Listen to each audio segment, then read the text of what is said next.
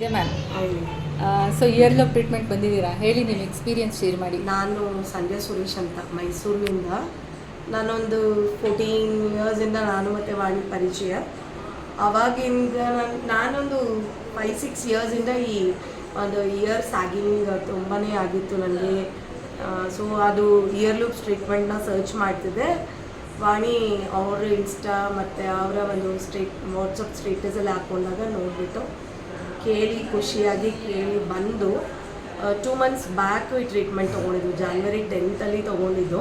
So I was waiting for the healing ಆದಮೇಲೆ year pressing ಆದಮೇಲೆ ನಾನು ರಿವ್ಯೂ ಕೊಡಬೇಕು ಅಂತ ವೆಯ್ಟ್ ಮಾಡ್ತಾಯಿದ್ದೆ. So I am happy of work. ತುಂಬಾ ಚೆನ್ನಾಗಿ ಮಾಡಿಕೊಟ್ಟಿದ್ದಾರೆ. ಮತ್ತು ನನಗೆ ಬೇರೆ ಕಡೆ ಎಲ್ಲ ನಾನು ಕೇಳಿದೆ ಸ್ಟಿಚಸ್ ಮಾಡಿಸ್ಕೊಳ್ಳಿ ಅಂತ ಹೇಳಿದ್ದು, ಡಾಕ್ಟರ್ಸ್ ಸಹ ಹಂಗೆ ಹೇಳಿದರು. ಬಟ್ ಇದು ಕ್ರೀಮ್ ಹಾಕಿ ಹೀಲಪ್ ಆಗೋದನ್ನ ನಾನು ನಾರ್ತ್ ಇಂಡಿಯಾದವ್ರು ಯಾರೋ ಒಬ್ಬರು ಮಾಡೋದನ್ನು ನಾನೊಂದು ಇನ್ಸ್ಟಾ ಮತ್ತು ಫೇಸ್ಬುಕ್ಕಲ್ಲಿ ನೋಡಿದ್ದೆ. ಆಮೇಲೆ ನಂತರ ನನಗೆ ವಾಣಿಯವರ ನೋಡಿದಾಗ ಖುಷಿ ಆಯಿತು. ಇಲ್ಲೇ ಇದ್ದಾರಲ್ಲ, ಇವ್ರ ಹತ್ರನೇ ಹೋಗೋಣ, ಟ್ರೀಟ್ಮೆಂಟ್ ತೊಗೊಳ್ಳೋಣ ಅಂತ ತೊಗೊಂಡೆ.